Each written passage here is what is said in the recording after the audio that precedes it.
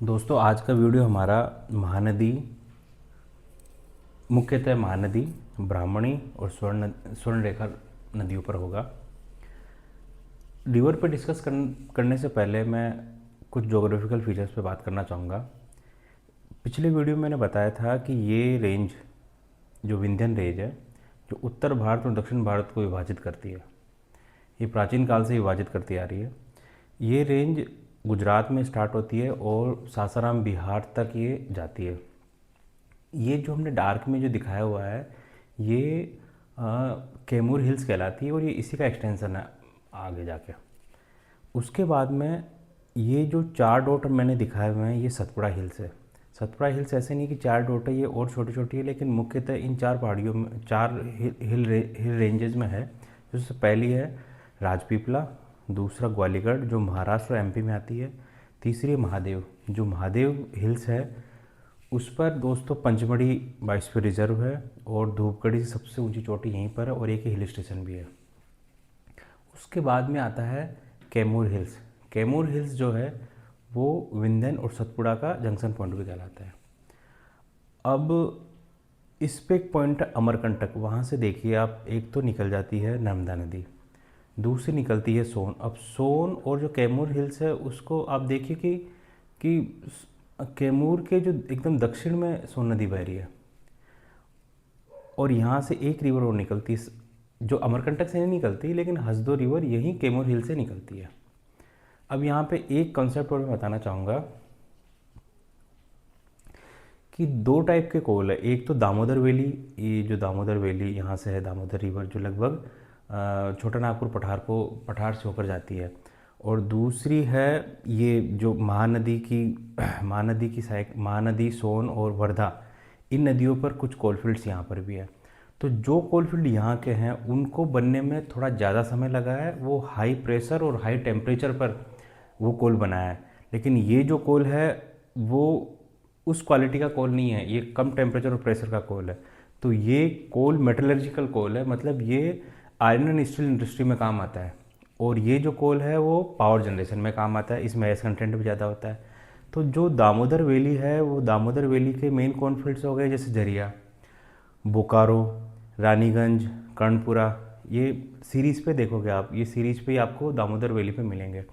और यहाँ के जो कोलफील्ड्स है वो भी हम इसको डिस्कस करेंगे, तब बात करेंगे। अब बात करते हैं कि कोलफील्ड्स नदियों किनारे क्यों होते हैं, क्योंकि समय पे इनमें बायोमास ज़्यादा होता है और उसी उसी की वजह से नदियों के पास में पाए जाते हैं। अब फर्स्ट स्टार्ट करते हैं महानदी से। तो महानदी का उद्गम स्थान सिहावा हिल्स, दमतारा ज़िले से है।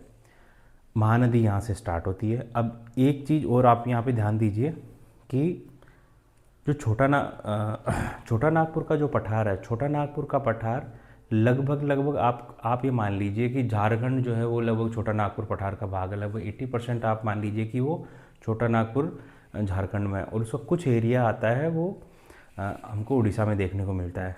और दूसरा है दंडदार कन्या। दंडदार कन्या जो है, मतलब दंड और अरण्य मतलब जंगल, और दंड एक इन शब्दों से मिलकर बना है। ये लगभग ये एरिया है, ये हाई फॉरेस्ट रीजन आप इसको कह सकते हो। इसका लगभग है ना, जो 50% एरिया तो झारखंड इसमें छत्तीसगढ़ में आता है। तो ये एरिया आपका हो गया दंडदार कन्या। तो दंडदार कन्या से ये जो रिवर्स है, ये दंडदार कन्या से ही निकलने वाली रिवर्स है, जिसमें महानदी भी एक है। और यहाँ से जैसे ये कोरापुट डिस्ट्रिक्ट है, तो कोरापुट डिस्ट्रिक्ट से जैसे तेल रिवर निकल रही है, तो यहाँ से इंद्रावती, सबरी सिलेरू रिवर भी यहीं इस एरिया से निकलती है। तो काफ़ी फॉरेस्टेड रीजन ही हो जाता है।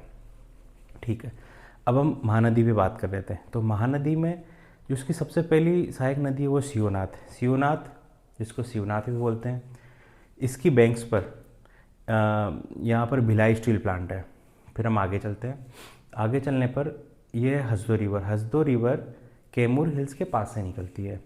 अब इस पर ये जो स्टार दिखाया गया है, ये है कोरबा कोलफील्ड्स, जो महानदी और हसदो रिवर के नज़दीक में पड़ता है।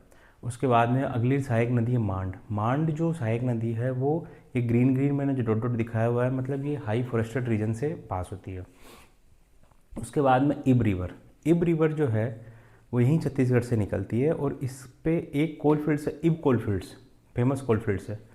आगे हम चलते हैं। आगे यहीं ये मैंने बताया था कि छोटा नागपुर पठार हो गया। जो छोटा नागपुर का पठार है उससे एक तो निकलती है साउथ कोयल और दूसरी निकलती है संख रिवर।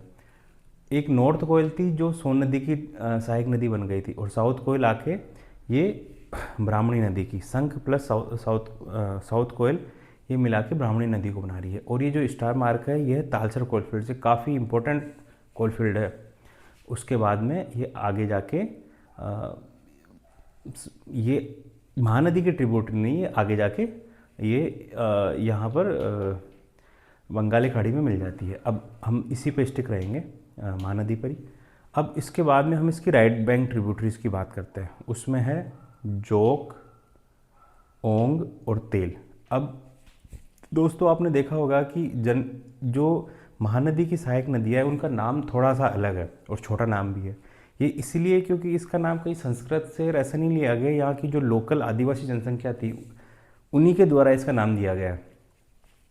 ये नदी आगे जाकर ये डेल्टा का निर्माण करती है, जहाँ पे ये जो 4 नंबर है वो है पारादीप, पारादीप बंदरगाह भी है। उसके यहाँ पे हम देखेंगे यह है भुवनेश्वर जो राजधानी भी है, और इसके जस्ट यहीं पर हमको पुरी भी जगन्नाथपुरी का जो जगन्नाथपुरी जो भगवान का मंदिर है वो यहाँ पे एकदम इसके बैंक पर है। और ये भुवनेश्वर इसके मेन उस पर नहीं लेकिन किसी डिस्ट्रीब्यूटरी पर है। कटक जो कटक है, जो कोणार्क का सन टेम्पल है, जो हमारे एक करेंसी नोट पे भी है, आपने देखा होगा, वो यहीं कटक यहीं इस पे स्थिर है। अब बात करते हैं पॉइंट नंबर 1 की। जो पॉइंट नंबर 1 है वो है हीराकुंड बांध। हीराकुंड बांध लगभग 26 किलोमीटर लंबा बांध है। ये वर्ल्ड का लार्जेस्ट अर्थन डैम है और ये संबलपुर डिस्ट्रिक्ट में है। और संबलपुर डिस्ट्रिक्ट जो डलहौजी के टाइम पे डॉक्ट्राइन ऑफ लैप्स के थ्रू जो राज्यों को कब्जा कर लिया गया था, ये वही संबलपुर है। और अर्थन का मतलब होता है कि इसमें कोई कंक्रीट वंक्रीट यूज़ नहीं किया गया, इसमें ग्रेवल, सैंड, जो लोकल आइटम है उन्हीं को यूज़ करके ये बांध बनाया गया है। तो ये हीराकुंड बांध की बात है। फिर ये दो, हम ब्राह्मणी नदी की बात कर लेते हैं। ब्राह्मणी साउथ कोयल और संख के संगम से ये ब्राह्मणी बनती है। ब्राह्मणी पे हमने बात किया था कि इस पर तालचर कोलफील्ड्स है जो उड़ीसा में। एक नदी और है, ये है वैतरणी। वैतरणी को आप मान सकते हो कि गरजात हिल्स जो उड़ीसा का लगभग इस कॉर्नर में जो आती है, गरजात हिल से वैतरणी नदी निकलती है।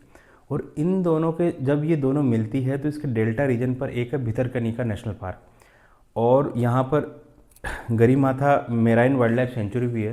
तो ये जो है ये है मगरमच्छ, मतलब जो खारे पानी के मगरमच्छ की जनसंख्या भारत में सबसे ज़्यादा इस एरिया में पाई जाती है, भितरकनिका नेशनल पार्क में।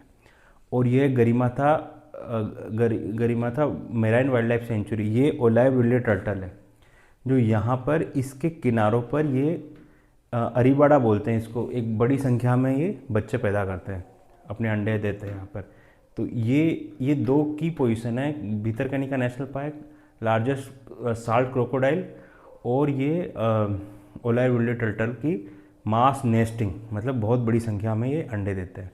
फिर एक रिवर और है हमारी स्वर्णरेखा। स्वर्णरेखा रिवर है, उसको आप मान लो कि कई जगह पे बॉर्डर बनाती है, पश्चिम बंगाल की और उड़ीसा की। और इस रिवर पे जो 2 दिखाया गया है वो दिखाया गया है मैंने टिस्को को। यहाँ पर 1907 में इसको जमशेदपुर में स्टील इंडस्ट्री है, टाटा टिस्को प्लांट है ये ना। और स्वर्णरेखा नाम इसलिए बोला गया है क्योंकि सोने के पार्टिकल्स इसके बेड में पाए जाते हैं। दोस्तों होपफुली आपको वो समझ में आया होगा। Thank you.